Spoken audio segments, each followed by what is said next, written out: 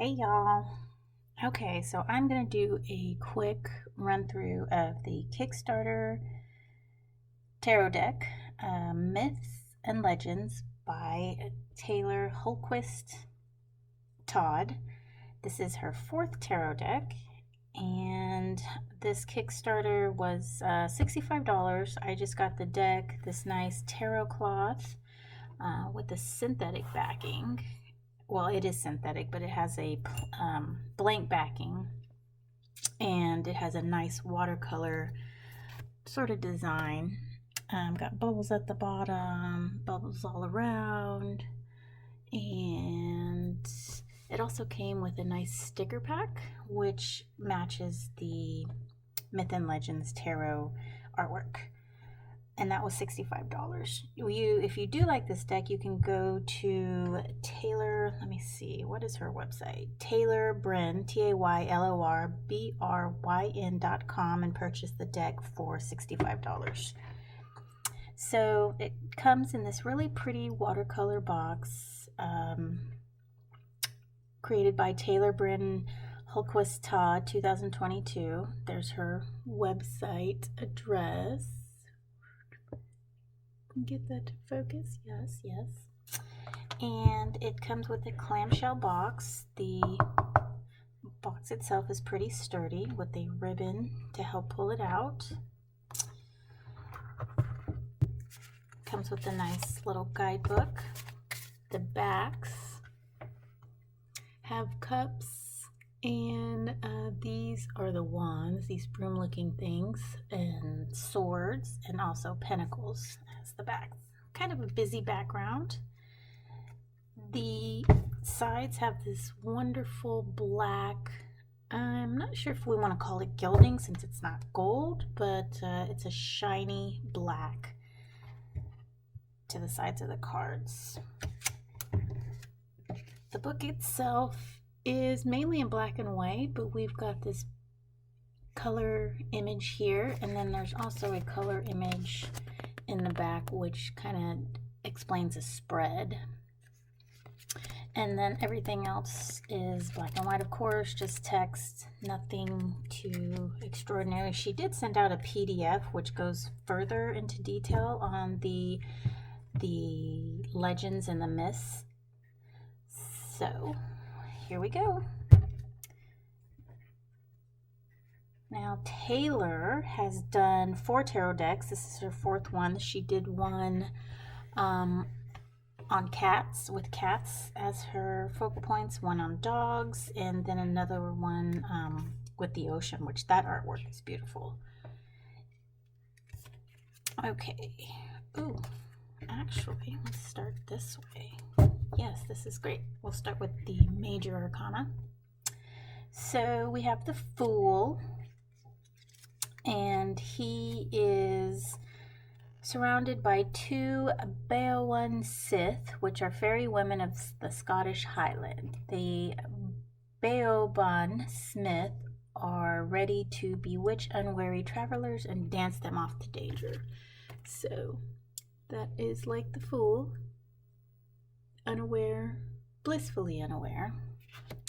Then we have the Magician, which is a werewolf. We see him in transformation here and at the usual desk with all 4 elements at his disposal.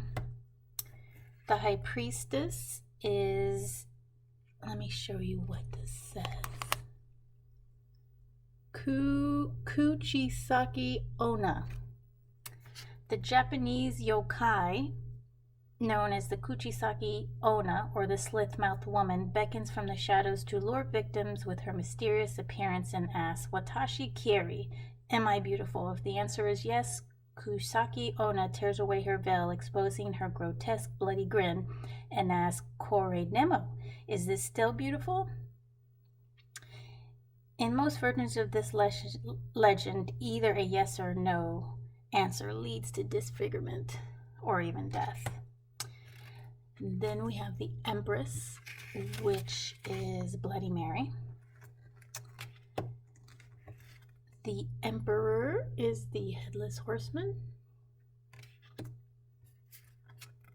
The Hierophant is Baphomet.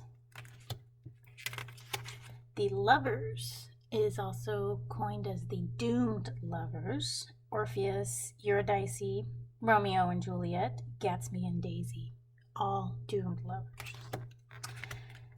The chariot is the Viking burial into Valhalla. Norse mythology and popular cultural imagery conjures up a burning longship as the perfect chariot to provide a triumphant entry into Valhalla for the deserving Viking warrior. Justice is the Egyptian god Anubis.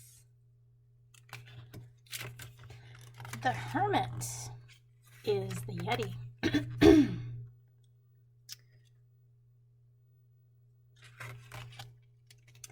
The Wheel of Fortune is a seance.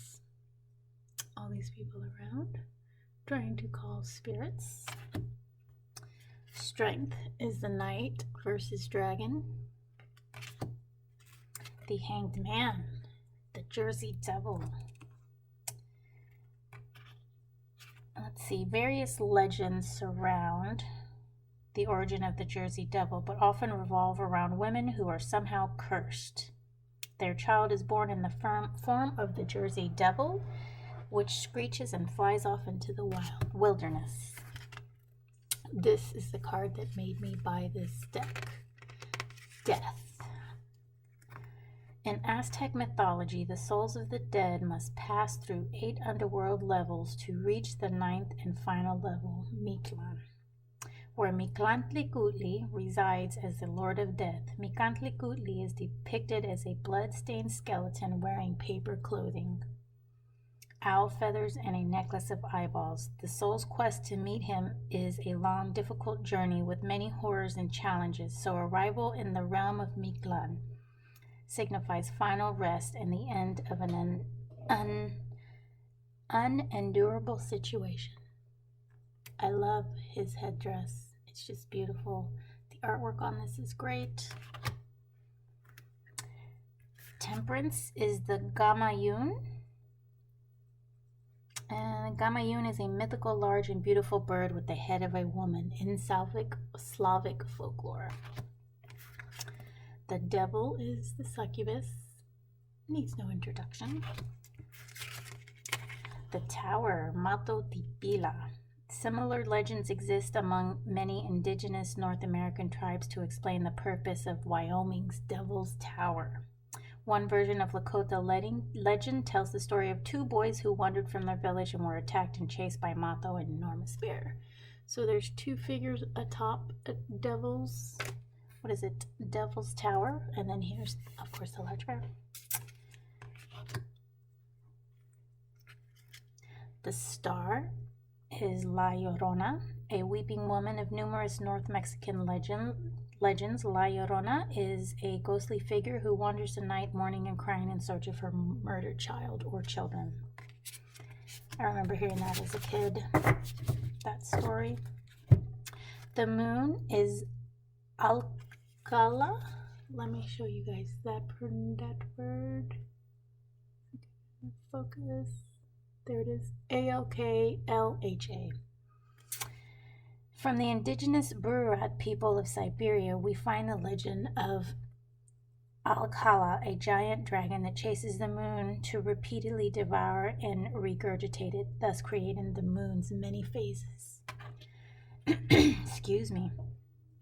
The sun, Utu, one of the most important deities in the Mesopotamian pantheon. Utu appears in the earliest Sumerian writings. God of the sun, Utu was drawn across the sky in a fiery chariot. Judgment is Mothman.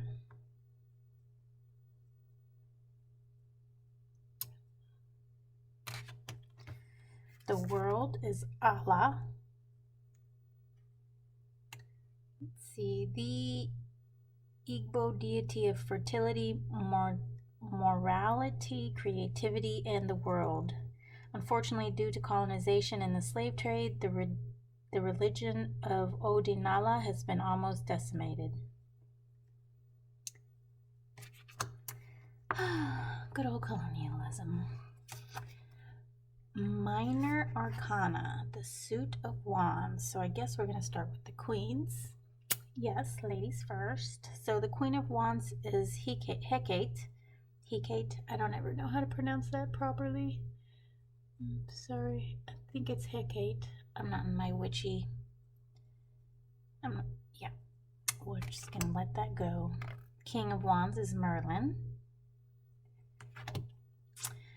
Let's see. The Knight of Wands is Ogun, an important Orisha god from the Yoruba religion of Nigeria.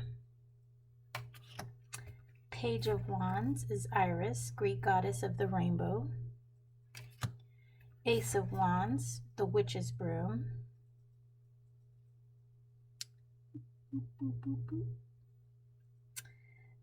The witch's broom symbolically sweeps away the bad and the old to make room for the good and the new.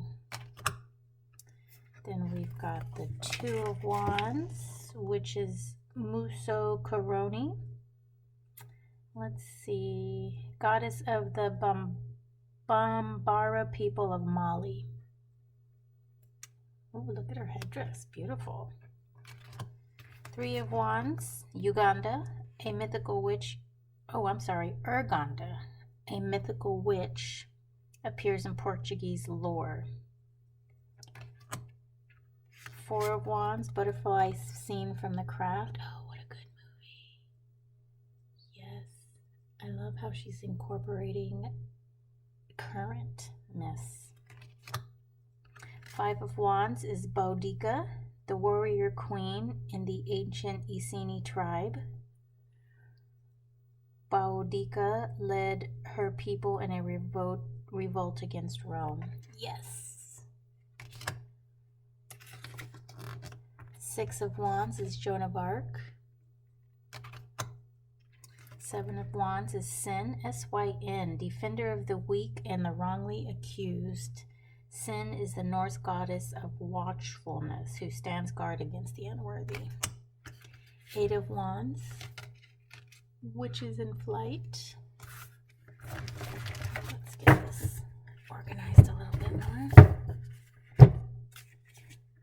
Nine of Wands, Kitsune. Japanese fox spirits known as kitsunes are shapeshifters that can appear human, but in fox form they have many tails. Oh. Now this one's cool. Ten of Wands, Hel, H-E-L, the youngest of the god Loki and the giantess Angrboda. The goddess Hel rules the realm of the dead in Norse mythology. Now we're to this cup, this Suit of Cups. Queen of Cups, Nessie, Loch Ness monster. Wow, what a suitable drawing for that one. King of Cups is the Kraken. Release the Kraken. Knight of Cups, Kelpie. With its streaming mane of aquatic plants, the beautiful Kelpie of Scotland, lakes, and rivers takes the shape of a grazing horse. Page of Cups, Narcissus. The mythology of Greek tells the cautionary tale of Narcissus, a charmingly handsome young man who made the tragic mistake of scorning love. Please forgive all my mispronunciations. I'm not very good at pronouncing stuff. And me being Texan, I'm sure that doesn't really help. Ace of Cups, Napi is the old man. The Blackfeet people in the indigenous North America tell many tales of Napi, a hero and a demigod. Varying legends describe Napi as the creator and the shaper of the first people, plants, animals, and many landmarks. Two of Cups, Cowherd and the Weaver Girl. A romantic Chinese folktale telling of the love between the fairy Xenu and the human Nui Lang. Wow. If I was a fairy, I'd marry a human. I'd marry my husband. Oh gosh. Three of Cups, Horus Horus, Osiris, and Isis. The Egyptians had their holy trinity consisting of mother and father Isis and Osiris and their son Horus. Well, we know how that ended. Four of Cups, the Sea Witch. Oh, from the Little Mermaid. Yes. That's good. I love this. I love the purple in this one and how it just makes the Four of Cups pop. Five of Cups, Dracula. He would be sad about all his cups. Six of Cups, Dia de los Muertos ofrenda. So this is an altar for Dia de los Muertos. Yes, even though I'm of Mexican descent, my Spanish isn't very good either. I speak English. My tongue just doesn't move that way to roll those R's, and yes, very hard. Seven of Cups is the Siren. Greek and Roman mythology featured sirens, enchanting creatures with beautiful voices. Eight of Cups, Mary Celeste. In November of 1872, the Mary Celeste set sail for Italy from New York. The captain and his family, as well as a small crew. A month later, a passing ship sighted the Mary Celeste under full sail, but adrift and completely abandoned, about 400 miles east of the Azores, off the coast of Portugal. Nobody knows what happened to them. Wow, that's weird. Never heard of that one. Okay, Nine of Cups, Ninkasai. Ninkasai means mistress of beer. Wow, yes, this would definitely mean mistress of beer with all those 9 cups would definitely be, what's that word? Oh, I can't think of the word. Contentment. Contentment. 10 of Cups, Radha and Krishna. The love story between Radha and Krishna is associated with the celebration of Holi. Look at the beautiful colors in this. Man, I just love this artwork. I think it's beautiful. Queen of Swords. Oya. It's another Orisha. King of Swords, Mithra. Powerful ancient Persian deity of the sun. Rules over justice and oath. Wow, look at this.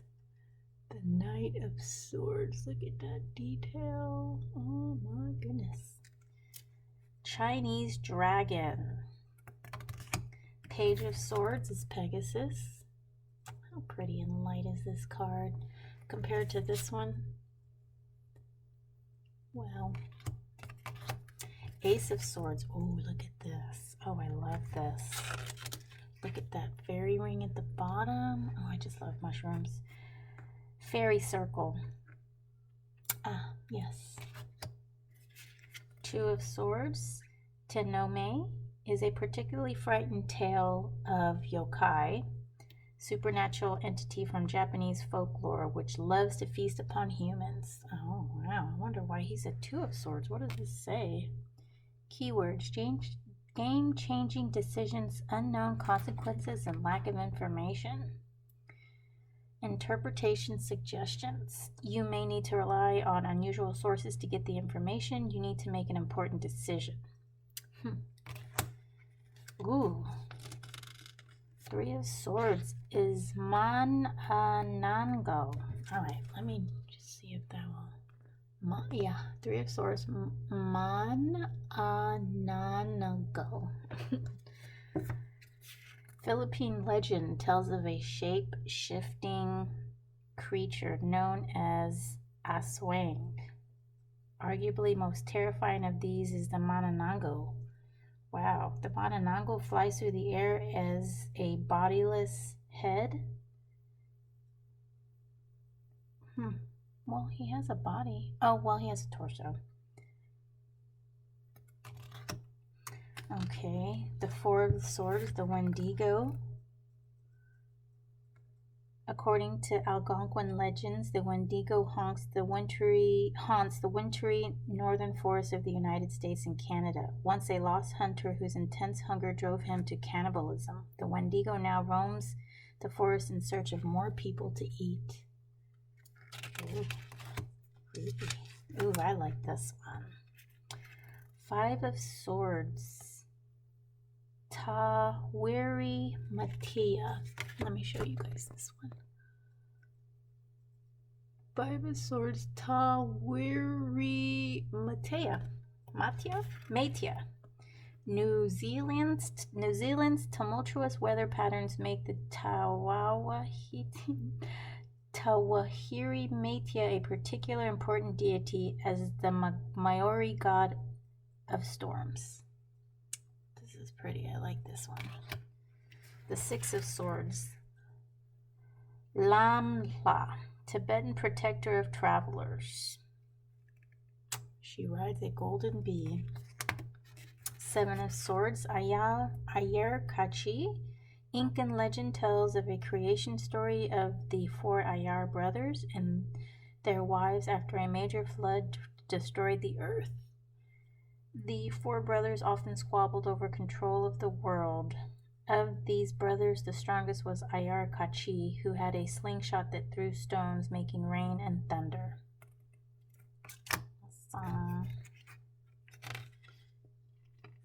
The Eight of Swords, Baba Yaga. One of the best-known Slavic legends, Baba Yaga is an old woman who kidnaps children, then cooks and eats them. Nine of Swords, Bulgasari. This is another one that I liked in the Kickstarter campaign. Korea's mythical iron-eating monster, Bulgasari, eats iron and spits fire.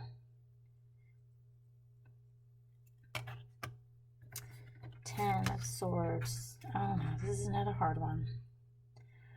Papinijiwari. The Tiwi people are an Aboriginal people of Australia. In their mythology, Papinijiwaris are fearsome one-eyed giants who live in a large hut at the end of the sky. That was the 10 of Swords. Queen of Pentacles. How beautiful. I love her headdress. All right.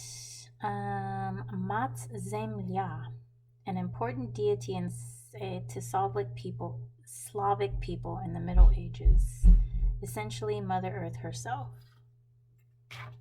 King of Pentacles, Turigang, benevolent earth god in the Taoist and folk religions of China. Knight of Pentacles is the Minotaur. Page of Pentacles.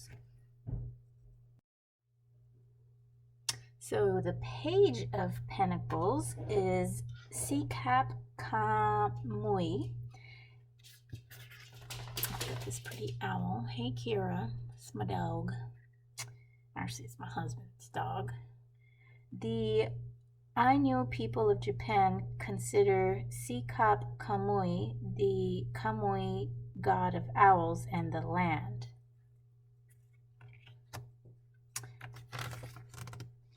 The Ace of Pentacles is Nangquak.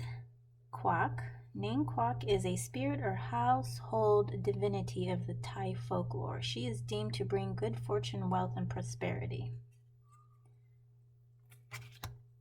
Ooh, I like this guy.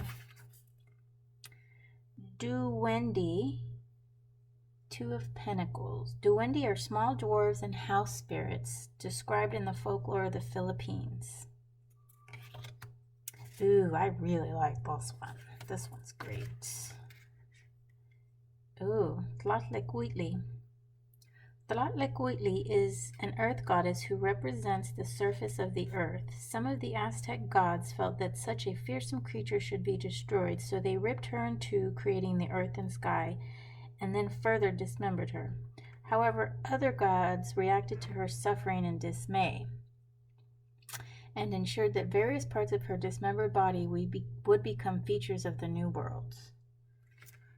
Tlaltecuhtli. I know a different story about Tlaltecuhtli.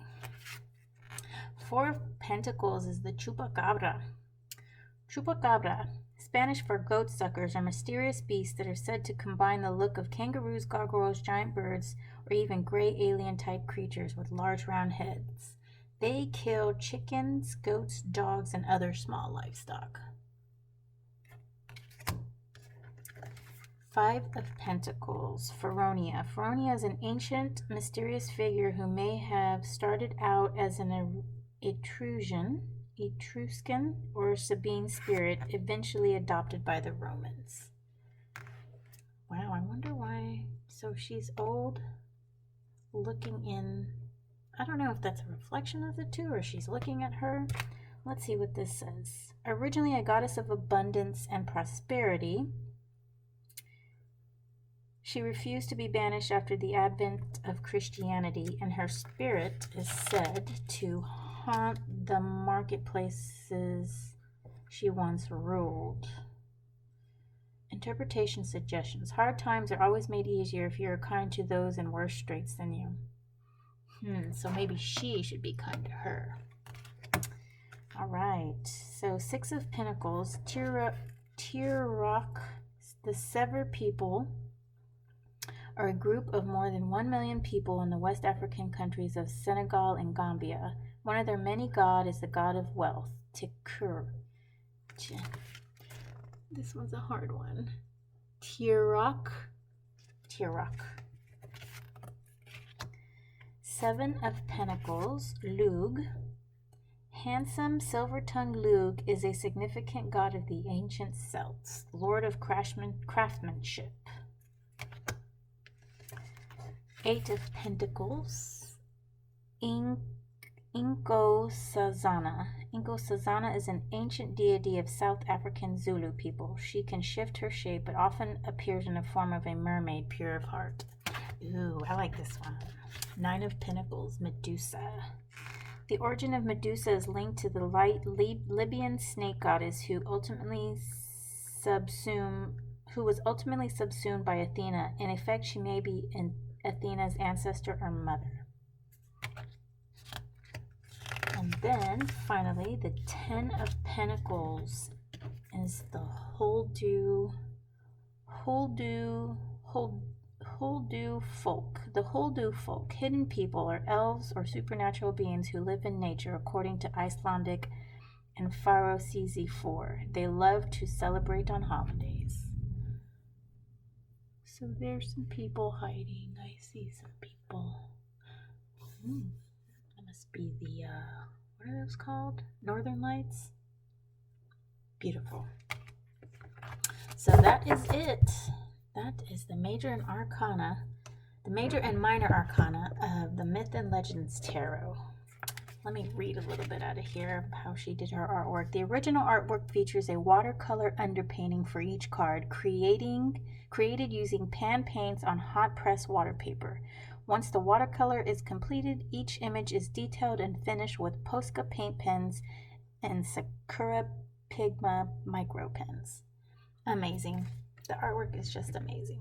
This is a good deck. Let's see how it shuffles. Oh, what a nice shuffle. Now, I don't usually shuffle like this because my hands are too small. See, my hands are too small. But this is a good, hefty cardstock. Nice thickness. Not too thick though.